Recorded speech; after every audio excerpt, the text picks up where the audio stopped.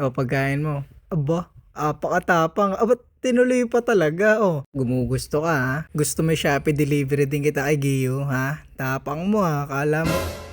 Uy, Giyo, andiyan ka pala sa labas, Giyo. Gusto mo na ba kumain? So for today mga Lodi, name reveal na natin tong bago nating BD tsaka hulihin natin siya kumain. Ilag pa to sa atin eh, kasi bago pa lang 'di ba? Tsaka baby pa to eh. Ito yung first day ng pagpapakain natin sa kanya. Ayan, mga baby na dubia or dubia nymphs lang.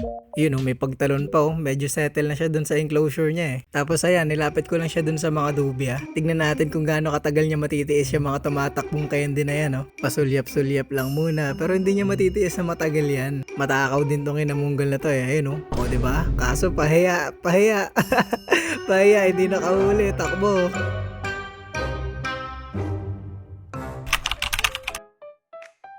Okay, second day ng feeding sa bulinggit na to. Medyo may kahayaan pa din siya. Pero kailangan talaga natin tong gawin para masanay sa atin. Tsaka alam niya na pag andito ako, tsaka lang siya magkakaroon ng pagkain.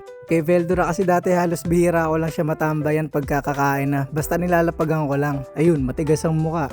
Pero ito, second day pa lang, bumibira na. Ayun o. Yun.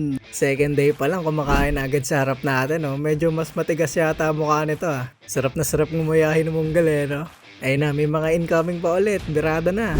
Ayun o, ang takaw, di ba? Dumadalawa pa oh. So, kumakain na siya sa harap natin no. Though hindi pa niya hinahabol yung mga dubia. Pero pag may lumapit sa kanya, talagang kakainin niya na. Kesa naman nung first day niya, di ba? Napahiya. So sa next feeding ng bebe natin na to, try naman natin yung hand feeding. Sinubukan ko kasi siya nung day 1 kaso gagalit eh. Di ko nga alam kung ano yung kinagat niya, daliri ko o yung dubia eh. Pero feeling ko talaga yung daliri ko yung kasi nung second attempt, wala, tumakbo siya, wala siya pakialam dun sa dubia. Ayun o, karuro to.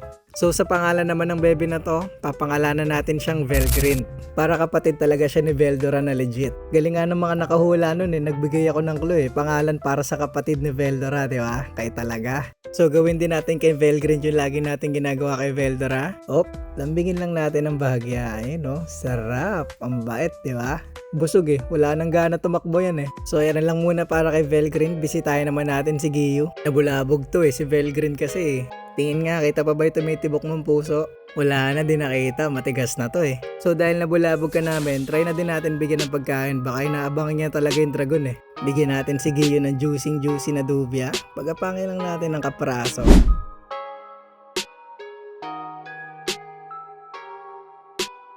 Bang! Ay, kala ko naman kinagat na talaga. Walang ya, nandambalan pala. Mukhang di pa kakain si Giyo. Kaso ang hirap tanggalin ng dubya dun sa web eh. Try ulit natin. Ayaw talaga sumunggab ni Giyo. Ayun, wala. Nandadamba lang to. Di pa kakain to. Try na lang ulit natin next week, okay? So yan na lang din muna para kay Velgreen and Giyo mga Lodi. Bye-bye.